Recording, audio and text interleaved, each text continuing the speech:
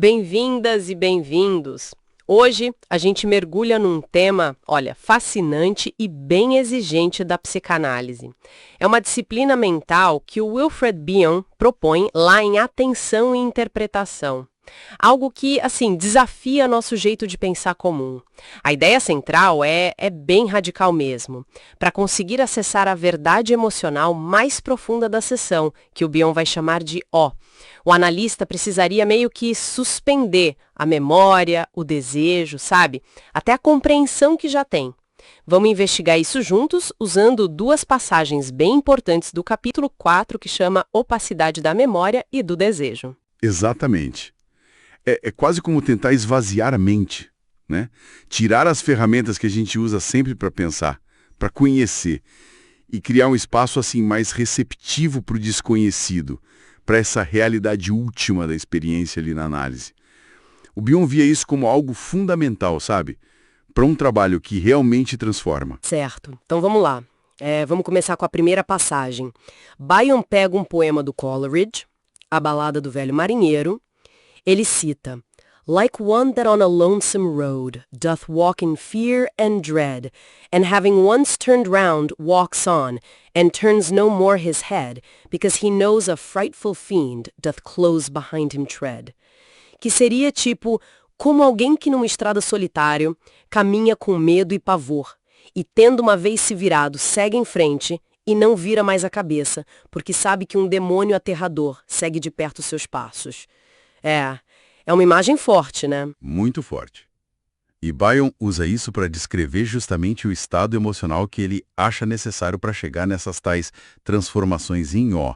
Essa jornada para além do que a gente já conhece, o conhecimento K, né, indo em direção a essa realidade psíquica última, O.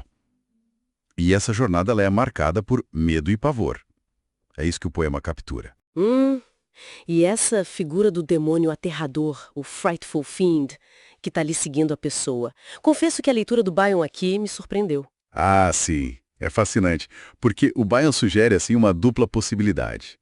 Depende do ponto de vista, do que ele chama de vértice, né? Esse demônio pode ser a própria busca pela verdade, que é por natureza algo que perturba, que a gente não conhece. Ou então, olha que interessante, pode representar as nossas próprias defesas. As defesas psíquicas ativas que a gente levanta contra essa verdade que é difícil de encarar. Entendi. Que coisa!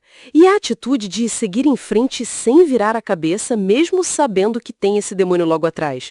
Como é que isso se encaixa para o analista? Então, isso representa a disciplina fundamental.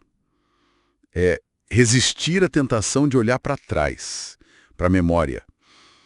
Para o que a gente já sabe, a história do paciente, o passado. E também resistir ao desejo, aquela ânsia de curar logo, de entender tudo, de projetar um futuro. O Bion argumenta que a memória e o desejo prendem a gente no mundo sensorial, né? E o transcende isso. Então, se manter firme nessa estrada, sem ficar olhando para trás, mesmo com medo, é isso que deixaria a mente, digamos, não saturada, aberta, para que essa realidade psíquica, crua, desconhecida de possa aparecer. Nossa, parece uma disciplina bem arriscada mentalmente falando. E o próprio Bion confirma isso, né? Tem uma nota de rodapé-chave na página seguinte. Ele diz: existem perigos reais associados à aparência de O.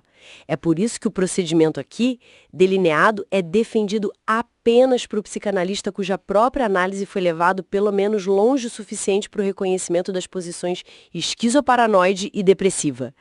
É um alerta bem direto. Que tipo de perigos reais seriam esses? Pois é, essa é uma questão crucial mesmo. Esses perigos reais podem envolver, por exemplo, experiências de desintegração psíquica. Sabe, a perda das fronteiras entre o analista e o analisando pode gerar uma confusão entre o material inconsciente de um e de outro, ou até o confronto com o que ele chama de vazio sem forma, que pode ser avassalador psicologicamente. O próprio ato de abrir mão das defesas usuais já pode ser sentido como um ataque, né, de gerar angústias muito intensas. E essa condição que ele coloca, ter elaborado as posições esquizoparanoide, PS, e depressiva, D, na própria análise. O que o Bion, seguindo a Melanie Klein, quer dizer com isso e como isso protegeria o analista. Bom, são conceitos kleinianos bem densos, né? Mas, tentando simplificar, a posição esquizoparanoide, APS, seria um estado mental mais primitivo, marcado pela cisão, por dividir tudo em bom ou mal, sabe? Muita projeção, ansiedade de perseguição. Já a posição depressiva, a D, seria um avanço. Traz maior integração, a capacidade de sentir culpa, de se preocupar de verdade com o outro, o desejo de reparar danos. Entendi. Então, ter passado por isso, ter trabalhado essas posições na própria análise, seria a chave para aguentar essa jornada. Exatamente. Funciona como uma salvaguarda, né? Ter elaborado essas posições dá ao analista uma maior robustez psíquica, uma estrutura mais forte. E essa força interna permite que ele consiga conter as ansiedades primitivas, as dele e as que vêm do paciente. Nesse estado de abertura, sem precisar se defender usando cisão, tipo ignorando, negando ou atuando, sabe? Fazendo interpretações apressadas só para aliviar a própria tensão. Essa capacidade de tolerar a incerteza, de tolerar o pavor da estrada que torna a jornada viável. Fez muito sentido. Então, para a gente amarrar tudo, como essa preparação interna, essa robustez que a nota de rodapé descreve, se conecta com a imagem lá do Coleridge, da caminhada na estrada solitária? Se a gente junta as peças, a nota de rodapé explica como o analista pode suportar aquela jornada do poema. É a capacidade de navegar, de conter esses estados mentais primitivos, PS e D. Capacidade essa fortalecida pela análise pessoal. E isso é a base, a fundação que permite um analista se aventurar nesse caminho de não saber. É o que dá a resiliência, a força para encarar o tal demônio aterrador, seja ele a verdade do ou as defesas contra ela, sem sucumbir aos perigos reais desse encontro. E, fundamentalmente, mantendo a mente aberta, não saturada, como o Bion queria. Então, a grande sacada do Bion aqui é dupla, né? Primeiro, para acessar essa verdade emocional profunda, é preciso uma espécie de cegueira voluntária ao passado e ao futuro, à memória e ao desejo. E segundo, que é crucial, essa jornada, que é assustadora, só é segura para quem já fortaleceu a própria estrutura psíquica numa análise pessoal profunda, trabalhando justamente as posições PS e D. Precisamente, é isso.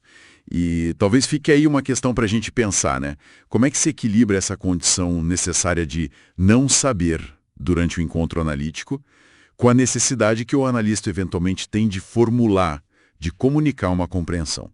Ou seja, de transformar a experiência de de volta em K, em conhecimento que pode ser compartilhado. Como fazer essa passagem do infinito de para o finito de K, sem perder a essência daquele encontro original? É uma tensão constante. Uma tensão fundamental, sem dúvida. Fica a reflexão. E com isso, concluímos nossa análise de hoje sobre Bion, atenção e interpretação.